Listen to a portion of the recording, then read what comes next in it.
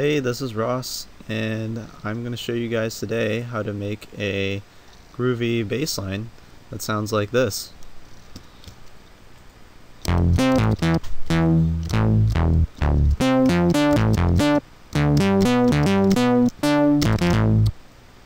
And here's an example of me using it in one of my songs that I made recently. It's just a little snippet of it.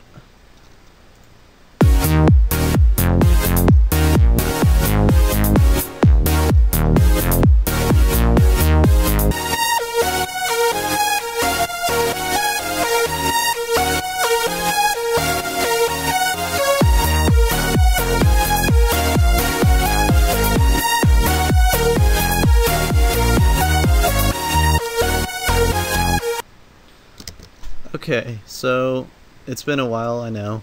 I've been busy with studying for the GRE, ascertaining housing for my senior year of college, but I figured I should take a break from studying from the GRE and do one of these tutorials again. And I've also noticed that I haven't really done any tutorials on bass lines.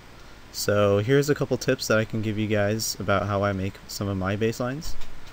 One of the tips I can say that I wish I had heard a lot earlier is that some of my favorite bass lines are also leads.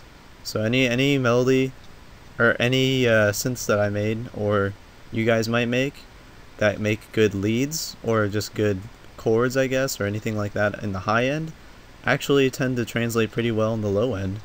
So you don't need to make, because I remember when I started, I would just take, say, oscillator 1, pitch things, random things, just random ass things, pitch them down 24, you know, and then just see if they would sound good together. But if I put them in the high end, they would sound terrible. They would sound like shit.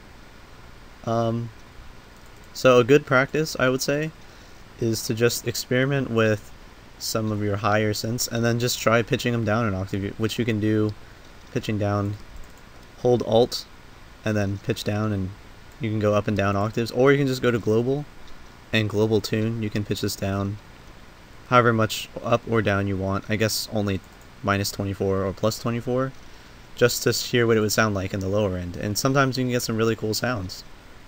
But yeah, bass is like it's like a totally different it's a totally different kind of mindset that you have to have when you make these, because it's just not the same. It's not the same. It doesn't have the same. It doesn't play the same role in your song. You know, with melodic synths, you need to be making chords, but with bass, you need to. You know, it's really what drives your songs. Like if you listen to this, it's hard to imagine, I guess, but without the bass line, it would sound really weak, and it wouldn't sound as powerful. So you need to have powerful bass. And another tip that I can give you guys, or actually I'll just give it to you after. Let's just get going with how to make that bass.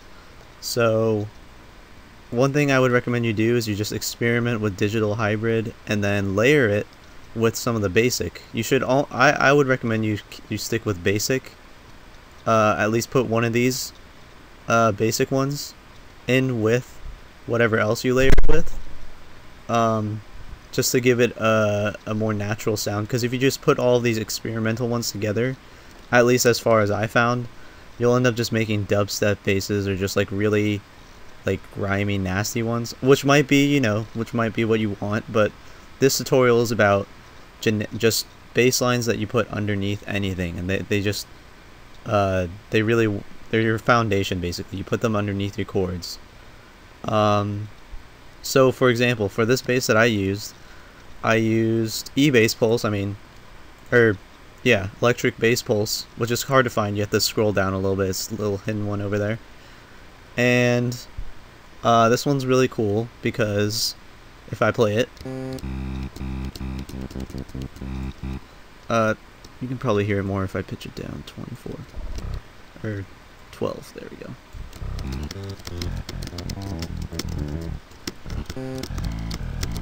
It kind of sounds like an analog or I guess not analog, electric bass, like a real, but like when I say analog, I mean like the real instrument itself, rather than a synthesizer.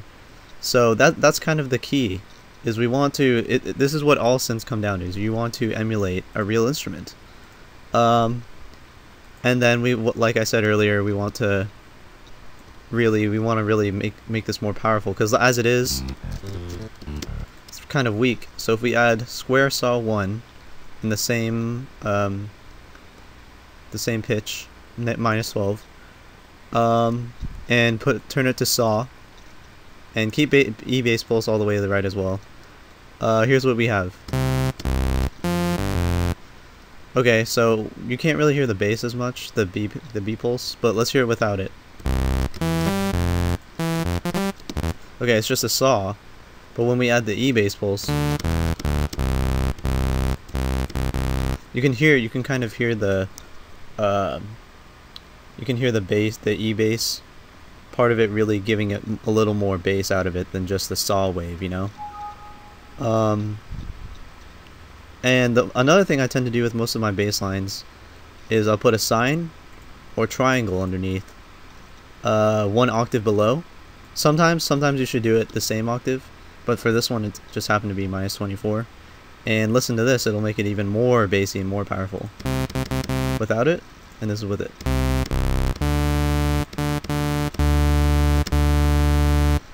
So I guess if you guys don't have good earbud or headphones or speakers that have good bass, you won't be able to hear it, but the sine wave is really making this patch a lot more powerful. But we also don't want the sine wave to dominate the patch. So let's turn the amp down a little bit. And honestly, this is the most generic bass line you can have, is just a sine wave. It's pretty reliable. Like, I'm not gonna argue against the sine wave as a good bass, but sometimes you want a bass line that's more memorable than just a sine wave. So that's why we're combining them all together and not just using a sine wave. So anyway, what we have now is our foundation. And it sounds okay. It sounds pretty good. It still sounds pretty digital. It doesn't sound very realistic. So the first thing that we should do is we should make a pluck out of it. And so I read in the manual, Daft is considered one of the most analog filters that is available for Massive. Or it sounds like the closest to an analog filter. And I tend to like it a lot more than actually even low pass 4 and 2. For actually anything, I've completely converted to Daft. But basically, we should add an envelope to this. And for Daft, keep the resonance pretty high up there, otherwise you won't hear it. I keep it here to get, keep things groovy. So here's what it sounds like with this envelope. You can hear the ding. We don't want too much, otherwise it starts to sound like acid. But as we mess with the resonance, no resonance. We want some resonance to make it kind of groovy, and so that you can hear the pluck more, which is, or I don't know if groovy is the right word, maybe funky, but either way, it sounds more interesting. And turn this level down. So now we have a really big pluck going on. And turn this down a little bit, this level. And so now what we have is, because if you have it all the way up, it sounds a little bit too, it's a little too much in the high end, so let's turn it down so it stays truly a bass pluck. It sounds more natural. So yeah, this is our basic pluck for our sound. Another thing that you should keep in mind, this was the tip I was saying earlier, is that you should almost always make all of your bass lines in monophonic, because you should never, I think I talked about this in another video, you should never have any of your basses playing any chords, ever. And so just to, ensure that you never do that. I always put things in monophonic, and it also adds some glide, you know, which always sounds cool. Maybe for this patch it doesn't sound as good, so I'm going to turn this down to about there, so it doesn't, you know, fuck with the patch and mess up the sound that I want it to have. But you should mess with the glide with some of your bass lines that make it sound cooler, I guess, more interesting than just polyphonic and just, whereas with monophonic you can hear a little bit, just a little bit of glide, and it makes it a little more interesting, and adds a tad bit of digital to it, you know. But yeah, this is what I like to do with most of my bass lines, is make them monophonic. And the second thing that I did to this patch, that I like to do to a lot of my bass lines as well, is I like to add teletube. I read in the manual, out of the 3 distortion tubes, teletube affects the low ends the most. So I tend to choose teletube for my bass lines a lot, and it does make it a lot more powerful if you listen without it. It really boosts the resonance. It really distorts the resonant peak over here, and distorts the low end, which is what I wanted for this patch. But try not to keep it, try not to make it a little too high, so I took it down a little bit over here. And a good thing I like to do with some basses every now and then is flanger, negative, mono. Turn these down. Turn that down, and then turn this all the way up.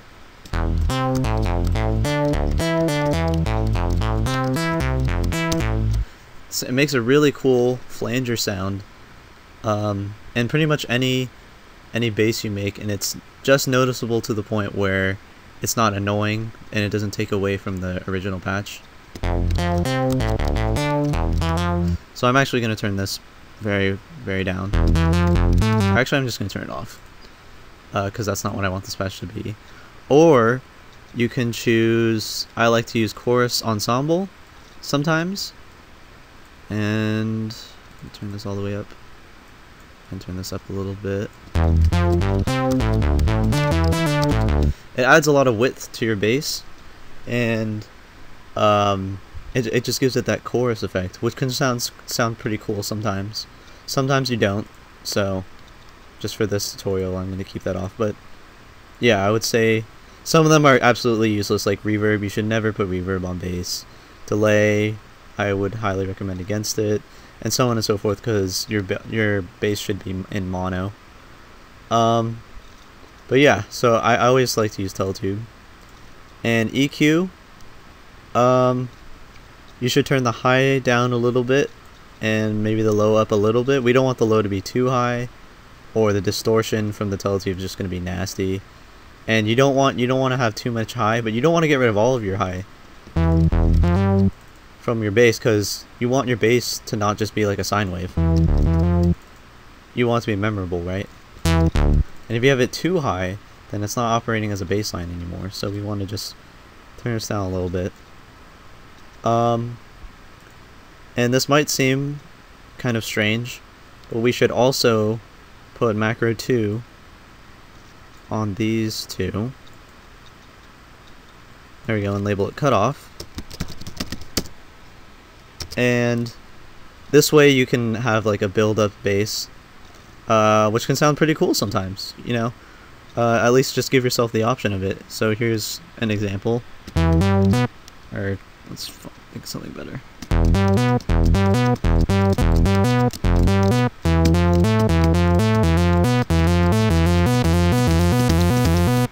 So I mean, you can imagine the possibilities with this bass line with some build-up. But this is what I like to do with most of my bass lines, is give myself the option of building it up if I want to. And I guess one last thing that you could do, I'm going to push all these up to filter 1 and change this to serial and push this down to mix 2 and turn this filter on. And what this does, that just makes all of these oscillators go to filter 1 and then go from filter 1 through to filter 2. And what we can do with this is we can add band pass, band reject, or double notch. And what these do is they can accentuate your bass sound and make it more interesting, kind of like effects basically. These three you can kind of custom make effects, if that makes sense. Like double notch was made to sound like a phaser, so if you listen, let's turn the cutoff up.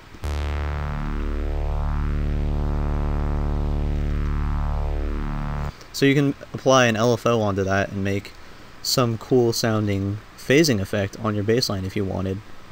At least give yourself the option, you know? Or band reject, this one of my favorites.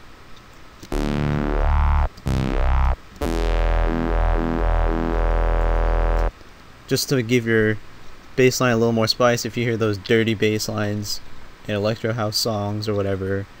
Or something I recently discovered, you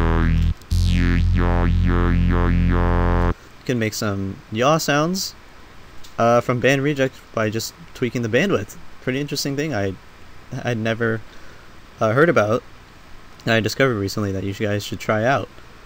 But yeah, basically that's how I made my groovy bass line, and I suggest you guys experiment with different waveforms and just kind of develop a way to make bass lines that works for you guys.